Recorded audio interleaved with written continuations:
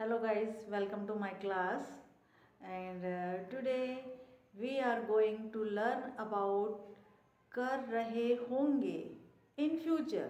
Future में यदि आप कुछ काम कर रहे होंगे एक निश्चित समय पर, चाहे वह पुराने किसी भी समय पे शुरू होगा, पास्ट टेंस में शुरू होगा, प्रेजेंट टेंस में शुरू हुआ होगा या फ्यूचर में शुरू हुआ होगा, है ना। लेकिन आपका काम फ्यूचर में ख़त्म होगा। ख़त्म आपका कहाँ होगा? फ्यूचर में। तब हम फ्यूचर परफेक्ट कंटिन्यूअस टेंस का यूज़ करते हैं ना। तो यहाँ पे पहले समझना है कि सपोज आप यहाँ पे खड़े हो अभी प्रेजेंट में, और यहाँ से यहाँ तक के आप काम यहाँ पे खत्म कर चुके होंगे, ठीक है ना। एक कंडीशन ये बनती है, एक कंडीशन ये बनती है कि आप यहाँ खड़े होंगे और आप यहाँ से काम पास्ट में ही खड़े होते, कोई काम कर रहा होगा, कल से वो ये काम कर रहा होगा और कल खत्म होगा, कल से कल तक वो काम कर रहा होगा, ठीक है ना। इतने दिनों में वो काम अपना फिनिश कर चुका होगा, ठीक है। 60 साल बाद मैं रिटायर हो रहा हूँगा, इस प्रकार का जब सेंस आता है ना कई बार कि अगले साल 15 मई तक मैं रिटायर हो चुकी होंगी, हो रही होंगी, ठीक है ना। तो इस प्रकार का जब सेंस आ रहा, तो इस महीने में मैं रिटायर हो रही होंगी, तो इस प्रकार का जब सेंस आता है तो फिर हम वहाँ पे फ्यूचर परफेक्ट कंटिन्यूअस टेंस का यूज़ करते हैं। अब उसको कैसे यूज़ करना अपन इसमें देखेंगे, ठीक है ना। अब आखिरी में पहचान वही है, रहा होंगी, रही होंगी, रहे होंगे, इस प्रकार की पहचान आएगी। लेकिन बहुत कंफ्यूज नहीं होना, जब सर्टेनिटी की बात आ रही वहीं पे उसको यूज़ करेंगे। अदरवाइज हम माइट हैव बीन और मे हैव बीन करेंगे, उसको हम नेक्स्ट वीडियो में कवर करेंगे। बट जब बिल्कुल सर्टन पीरियड की बातें हो रही कि वहाँ तक कि मैं कर ही लूँगी, वहाँ तक कि वो कर ही लेगा, वहाँ तक कि वो पहुँच ही जाएगा, जा रहा होगा, तब के लिए हम इस प्रकार की बातें करते हैं। इस प्रकार से एक चीज़ और थोड़ा सा अपने आप को रिमाइंड करवा लो कि जो अपन ने फ्यूचर प्रेजेंट कंटिन्यूअस टेंस पढ़ा था, उसमें अपन ने क्या पढ़ा था? यस, हैव बीन के साथ में अपन ने सिंस और फॉर का लाया था। ऐसे पास्ट कंटिन्यूअस में क्या किया था? हैड बीन के साथ सिंस और फॉर लाया था।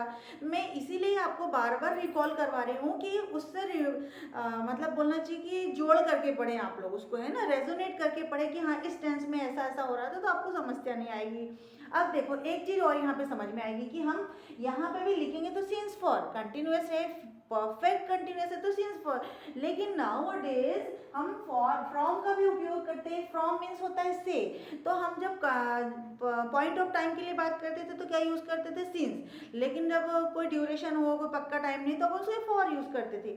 लेकिन अब जब फ्यूचर की बात कर रहे हैं तो यहाँ पे हम फ्रॉम का भी यूज़ कर सकते हैं, है ना। इसमें बहुत सारे मतभेद है, बट अभी हमको इस पे से इतना ध्यान रखना है, अपन को अपनी हिसाब से स्पोकन इंग्लिश और ग्रामर के हिसाब से चलना है, ठीक है ना। यहाँ पे चलेंगे, हम इसका फॉर्मूला देख लेंगे। सब्जेक्ट विल और shall and then have been plus verb की वही आईएनजी फॉर्म में कंटिन्यूअस लगा है तो पहचान बनती है कि कंटिन्यूअस है मतलब आईएनजी लगा हुआ है, और परफेक्ट लगा है मतलब हैव लगा हुआ है, ठीक है ना। तो ये दो तीन चीज पहचान की जरूरी है। एंड देन ऑब्जेक्ट या अदर वर्ब जो भी हो, है ना, ठीक है। तो आई, अब ये सेंस कैसे निकलता है कि जब तुम आओगी, जब तुम मेरे घर आओगी, यानी पहले फ्यूचर में, तब तक मैं ये काम कर रही होंगी, या मैं तुम वहाँ जाओगे या तुम वहाँ मिलोगे तब मैं वहाँ पहुँच रहा होऊंगा। इस प्रकार के जब दो वाक्य हम ज़्यादातर बताते तब इसका जो ज़्यादा यूज़ करते हैं, तो इसको हम पहले पढ़ेंगे, ठीक है। I will have been working by the evening, मैं काम कर रही होंगी शाम तक, है ना। व्हेन यू कम, जब तुम आओगे, ठीक है ना। अब चाहे तो हम इसको सिंस फॉर में भी लगा सकते हैं या फिर इस प्रकार से भी लिख सकते हैं, ठीक है ना। सिंस इवनिंग भी लिख सकते हैं या फिर फ्रॉम इवनिंग। लेकिन यहाँ पे देखो आई कर रही होंगी, से कर रही होंगी, तो ये गलत हो जाएगा। तक कर रही होंगी ना, मैं तक कर से कर रही होंगी, मैं उस समय तक कर रही होंगी, तो इसलिए व्हेन यू कम, इसको यहाँ पे ज्यादा अच्छे से समझना है तो पहले इसको इस प्रकार से समझो। I will have been working when you come, मैं वहाँ काम कर रही होंगी। अब कब से कर रही है आप उसने नहीं बताया, है ना। या सिंस मॉर्निंग लगा लो या फॉर होल डे लगा लो, व्हेन यू कम, तुम जब आओगी तब मैं पूरा दिन काम कर रही होंगी, कल से कर रही होंगी, ठीक है ना। तो we will have been watching, हम मूवी देख रहे होंगे, फॉर आवर्स, घंटों से हम मूवी अब फ्यूचर में कितने बजे की बात है कुछ नहीं बताया है। He will have been crying, वह रो रही होंगी for many times when his mamma goes, जब उसकी मम्मा जाएगी या चली गई होगी या जाएगी तब वो कई घंटों से रो रही होगी, ठीक है ना। चलिए, she will have been cooking food, वह खाना बना रही होगी फ्रॉम 7 o'clock, 7 o'clock से वो खाना बना रही होगी, ठीक है ना। जब वो जाएंगे तब वो 7 o'clock से खाना बना रही होगी, ठीक है ना। आगे समझ में यहाँ तक ये क्लियर होगा। ये ज़्यादातर हम इसका यूज़ बहुत ही कम करते हैं, तो बट हम सेंटेंस है टेंस है तो हमें इसके साथ पढ़ना है।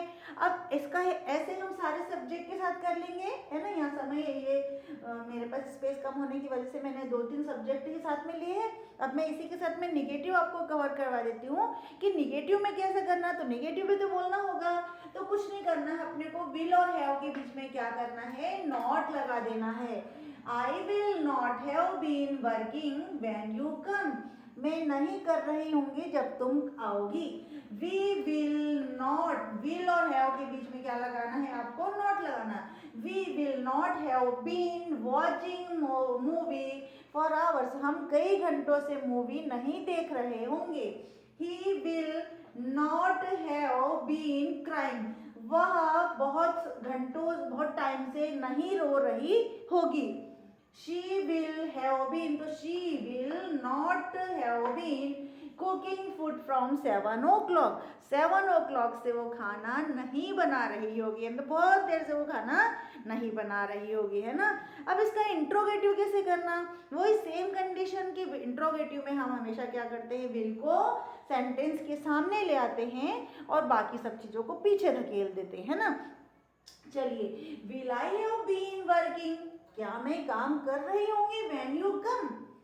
Will we have been watching movie for hours, क्या वह मूवी देख रहे होंगे कई घंटे से। Yes.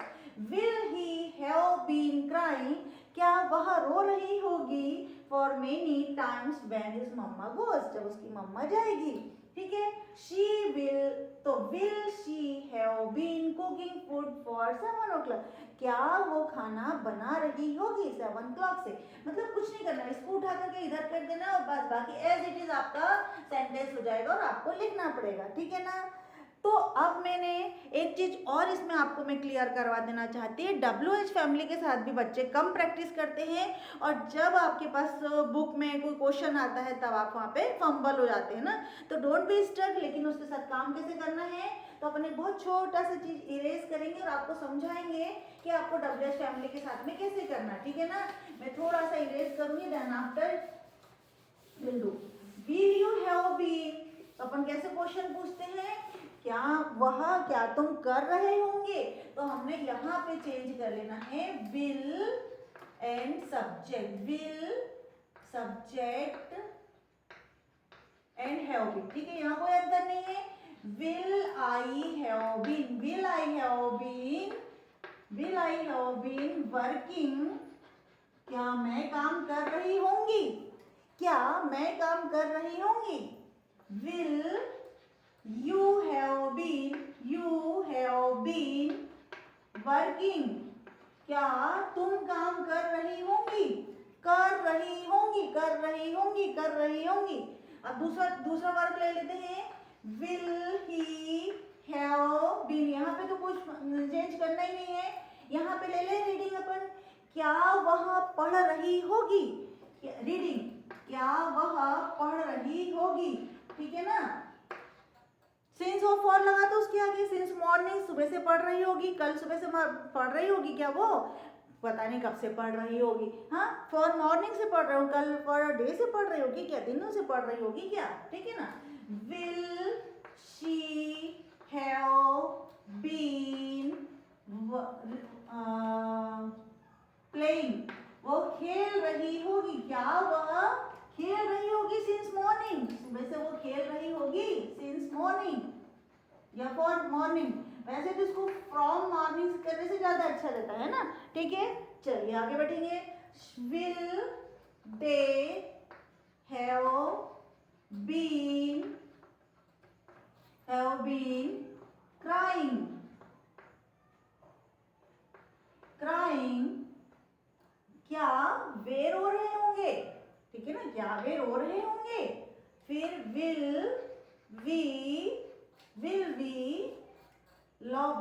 have been laughing. Will you have been laughing, क्या हम हंस रहे होंगे, ठीक है ना। इस लंबे चीज को लेकर के हम बार बार हंसते हैं ना, तो उसको बोलते हैं क्या हम हंस रहे होंगे, उसकी चीज को लेकर के। तो इस प्रकार से जब लंबा लंबा सेंटेंस बनने को आता है तब हम लेंगे। अब हमने ये तो हमने इंट्रोगेटिव बना लिया। अब हम आते हैं वापस WH फैमिली पे, तो हमको कुछ नहीं करना, ये वाली चीज के साथ में अपने को वाई विल लगा देना है। Why will I have been working, मैं क्यों काम कर रही होंगी। Why will you have been working, तुम क्यों काम कर रही होंगी। अब हाउ ला के देख ले, how I have been working, how will you have been working, how will he have been reading, how will she have been playing. वो कैसे खेल रही होगी, वो कैसे रो रही होगी, वो कैसे हंस रही होगी, ठीक है ना। तो इस प्रकार का जब सेंस आता है तब आपको फ्यूचर परफेक्ट टेंस की, फ्यूचर परफेक्ट कंटिन्यूअस टेंस का उपयोग करना पड़ता है। ये तो स्कूल पॉइंट ऑफ व्यू से भी हो गया, थोड़ा स्पोकन इंग्लिश के पॉइंट ऑफ व्यू से हो गया है। तो मुझे लगता है कि यहाँ तक कि अपन ने जो टेंस की सीरीज है वो लगभग कंप्लीट कर चुकी है।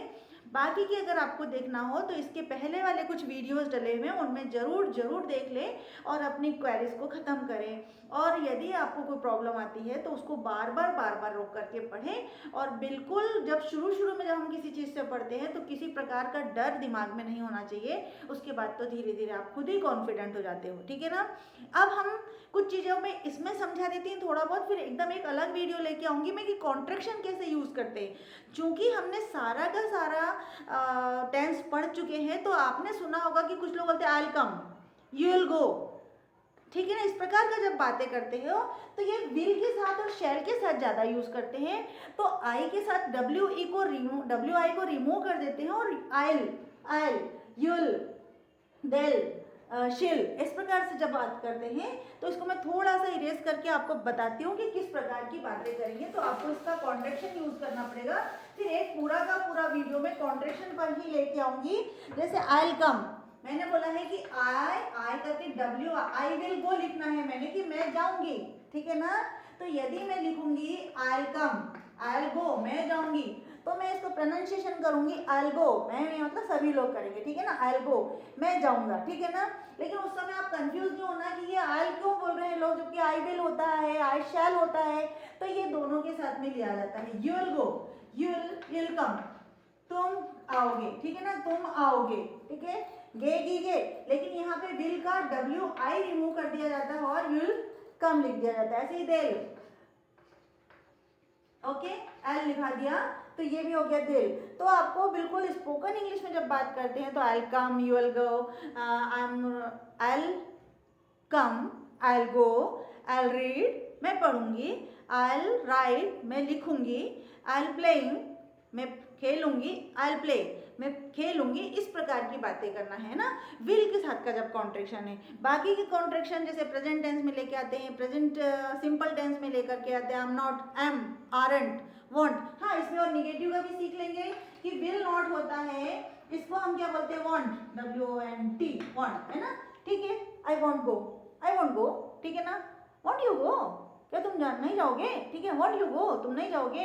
तो इस प्रकार का जब सेंस आता है तो हम इसको छोटे कॉन्ट्रैक्शन का यूज करते हैं। और स्पोकन इंग्लिश के टाइम मोस्ट ऑफ टाइम हम स्पोकन इंग्लिश में इसको यूज करते हैं। तो I hope guys you can understand very well in very simple way और अपनी इंग्लिश को एनहांस कर सकते हो। So please keep practicing and keep on doing your work very well. Okay, thank you guys.